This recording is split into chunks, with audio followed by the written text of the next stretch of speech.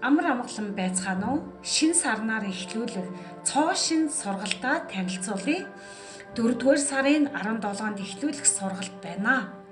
Энэ сургалтаараа мөнгөтэй холбоотой сэтгэлгээгээ засаж сайжруулах, бясалгал, практик, онол алхмуудыг танд ойлгуулах, мэдлэг түгээхэд оршино.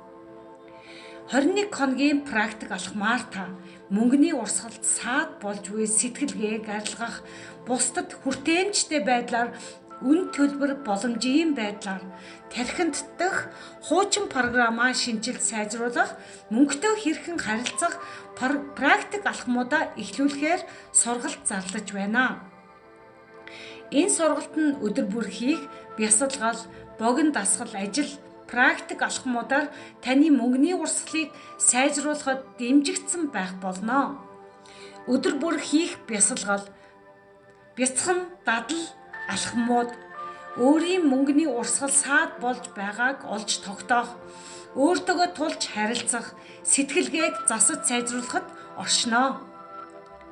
Сэтгэлгээг өөрчлөх бясалгал, практик дасгал мэдээллүүд нь өөрийнхөө далд хумсарт суусан хуучин итгэл үнэмшлээ олж таних алхмуудыг танд ойлгуулах болно.